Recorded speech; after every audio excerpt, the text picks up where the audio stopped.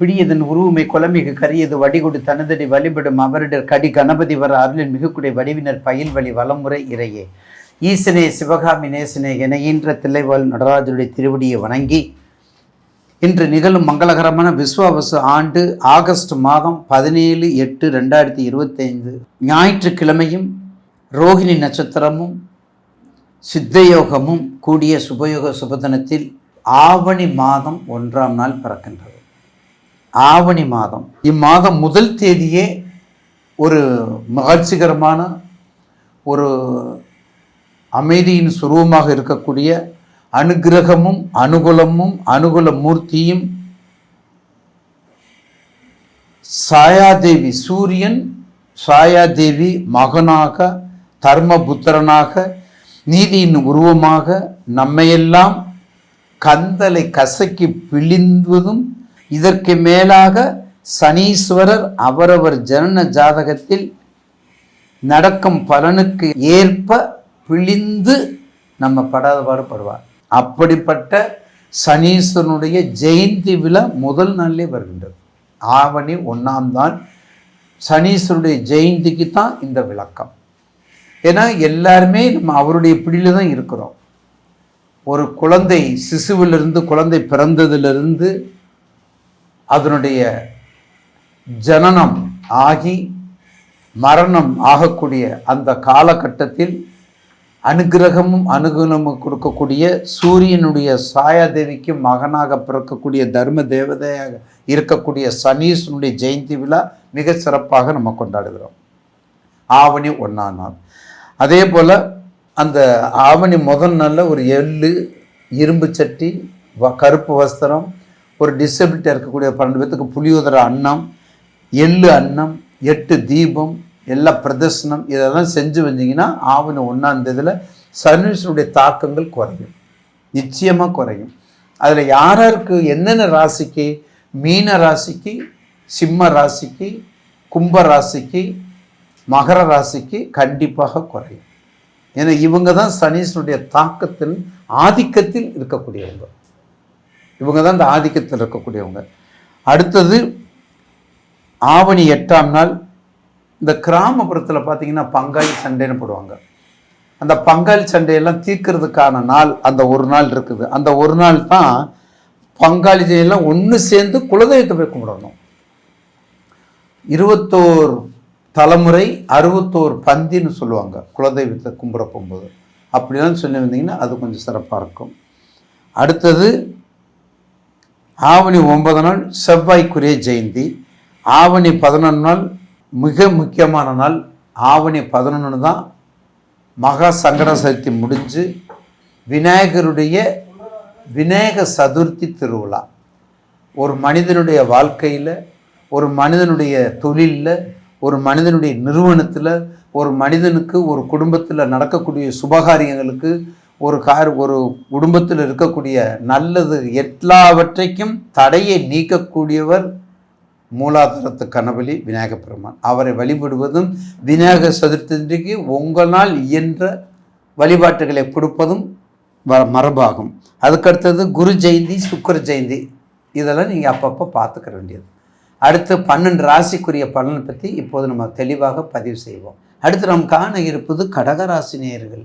அன்பு, பாசம், நேசம், மதிப்பு, மரியாதை, ஊடுருவல், புன்சிரிப்பு, புன்னகை, தனக்கு உரிய தொழில், பாசத்திற்கே மோசமாக இருக்கக்கூடியவர்கள், பாசத்தை விற்கக்கூடிய அளவுக்கு இருக்கக்கூடியவர்கள், ரொம்ப தில்லாக இருக்கக்கூடியவர்கள், ஆராய்ச்சி அறிவு, கற்பனை திறன். கற்பனை என்றாலும் கற்சிலை என்றாலும் சொல்லுவோம் பார்த்தீங்களா, பாடியிருக்காங்கல்ல. கற்பனை என்றாலும் கற்சிலை என்றாலும் கந்தனே உன்னை மறவேன் ஏன் சொல்றாங்க? அந்த அதிபதி, அந்த மனசுக்கு உரியவன் சந்திரன். அந்த மனசுக்கு உரிய அதிபதி இருக்கிறதுனால தான் அவரை நம்ம புகழ்ந்து பாடுறோம். யாரை? சுப்பிரமணிய கடவுளை புகழ்ந்து பாடுறோம். அப்படிப்பட்ட மனோ வைராக்கியம் உள்ளவங்க கடகராசினியர்கள். தாயின் மடியிலே இருக்கக்கூடிய சொன்னால் கடகராசிக்காரவங்க, பாசத்தின் பிடியில் இருக்கக்கூடிய கடகராசிக்காரவங்களுக்கு அஷ்டமத்து சனி ஒரு வழியாக முடிஞ்சு ஆவணி மாதத்தில் உங்கள் வீட்டில் உங்கள் வீட்டுக்கு பக்கத்தில் வந்துட்டார். யார்? கடகத்துக்கு உரியவ கடகராசினியர்களுக்கு யார் பக்கத்து வீடு, யார் கீழ் வீடு, யார் உங்கள் வீடு, சிம்ம ராசி. அப்போ சிம்ம சூரியன், அப்போ சிம்ம சூரியன் தான் அங்கே இருக்கிறார்.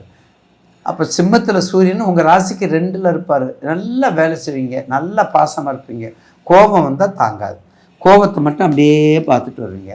அதனால் கண்டிப்பாக கோபத்தை விட்டு குணத்தை கொடுக்கக்கூடிய நீங்கள் நீர் சம்பந்தப்பட்ட அத்தனை தொழிலும் அங்கே யாராக இருக்கான்னு பாருங்கள். அங்கே நீர் புனர்பூசம் 4ஆம் பாதம், புனர்பூசம், பூசம், ஆயில்யம். அங்கே நீர் தொழில், வெள்ளை சம்பந்தப்பட்டது,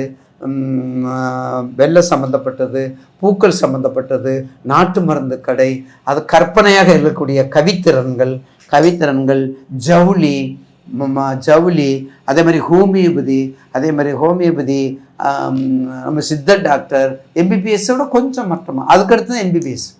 அந்த மாதிரி எல்லா வகையிலையும் வந்தீங்கன்னா எல்லாம் வெளிநாடு முழுக்க வெளிநாட்டு தொழில் எல்லாத்தையும் கொடுக்கக்கூடிய இடம் தான் கடகராசி. அப்போ கடகராசி நேயர்கள் கண்டிப்பாக ஆவணி மாதத்தில் உங்கள் ராசிக்கு கீழே தான் சூரியன் இருக்கார். அப்போ சந்திரன் நீங்கள் அவங்க ராசிநாதன், சூரியன் கீழே இருக்கார். அப்போ நட்பு கிரகம் தானே, உங்களுக்கு பயப்படாமல் நீங்கள் செயல்படுத்தலாம். இந்த ஆவணி மாதத்தில் உங்கள் ஜாதகத்தில் சூரியன் இங்கே இருக்கார். உங்கள் ஜாதகத்தில் என்ன ராசி, ஏன்னா இப்போ எல்லாத்தையும் முடிச்சுட்டு பார்த்தா ஓரளவுக்கு டெவலப் பண்ணி வந்துட்டு இருக்கிறீங்க. நீங்கள் டெக்ஸ்டைல்ஸ் எடுத்துக்கோங்க, படிப்பு சம்மந்தப்பட்டதை எடுத்துக்கோங்க, நாட்டு மருந்து கடை எடுத்துக்கோங்க, வைத்தியங்கள் எடுத்துக்கோங்க, எல்லா வகையிலையும். அதே மாதிரி அந்த அனிமல்ஸ், ஆடுனாலும் சரி, மாட்டு பண்ணை, ஆட்டு பண்ணை, இதெல்லாம் உங்களுக்கு கைகூடி வரும். ஏன்னா அந்த விவசாயம் சம்மந்தப்பட்டது உங்களுக்கு உண்டு, வெளிநாடு சம்மந்தப்பட்டது உண்டு, கற்பனை திறன் உண்டு. உங்கள் தசா புத்தியை பார்த்துக்குங்க. உங்களுடைய ராசிநாதன் இந்த மாதத்தில் உங்கள் ராசிநாதன் உச்சம் பெற்றிருக்காரு பாருங்கள். ஆவணி மாதத்தில் உச்சம் பெற்றிருக்காரு. ரோகிணினா மாசப்பிறப்பு வருது. அப்போ ரோகிணியில் மாசப்பிறப்பு வரும்போது நிச்சயமாக அம்பாள் வழிபாடை நல்லா பண்ணிக்கோங்க. முழுக்க அம்பாள் வழிபாடு தான். லலிதா சஹஸ்ரநாமம் பண்ணுங்கள், லலிதா திரிசதி பண்ணுங்கள், துர்க்க நிவாரண அஷ்டகத்தை படிங்க, பவானி அஷ்டகத்தை படிங்க. வேறு ஒன்றுமே வேண்டாம். பவானி அஷ்டத்தை ஒரு நாளைக்கு ஒரு தடவை படிங்க. 48 நாள் ஒரு மண்டலம் படிச்சுவாங்க. நிச்சயமாக ஒரு சுமூகமான முடிவு, ஒரு சுமூகமான ரிசல்ட் உங்களுக்கு கிடைக்குங்க கடகராசிக்காரங்களுக்கு. ஏன்னா எல்லா கஷ்டத்தையும் இழந்துட்டீங்க, எல்லா துன்பத்தையும் போக்கி பார்த்தா ஒரு வழிக்கு வந்துக்கிட்டு இருக்கிறீங்க. அப்படி வரும் பொழுது கடகராசி நேயர்களுக்கு இந்த ஆவணி மாதம் ஒரு மகத்தான மாதமாக மாறும் என்பதில் ஐயமில்லை. நான் சொன்னது மாதிரி கண்டிப்பாக வடக்கு முள்ள அம்மன் வழிபாடு, அம்பாள் வழிபாடு நல்லா பண்ணுறீங்க. வடக்கு முகமுள்ள அம்மன் யார் வடக்கு இருப்பா? துர்க்கை இருப்பா. அப்புறம் யார் இருப்பா? காளி இருப்பா. பிள்ளையார் எல்லா இடமும் இருப்பார். பிள்ளையார் வடக்கு முகமாக இருக்கிற ஒரு இடம் இருக்குது. அது நீங்கள் கீழ்கண்ட நம்பருக்கு எனக்கு வாங்க. கண்டிப்பாக வடக்க எந்த ஊரில் பிள்ளையார் இருக்கார் மட்டும் எனக்கு சொல்லுங்கள். கண்டிப்பாக ஆவணி மாதம் உங்களுக்கு சகல நன்மைகளும் கிடைப்பதற்கு வாழ்த்துக்கள்.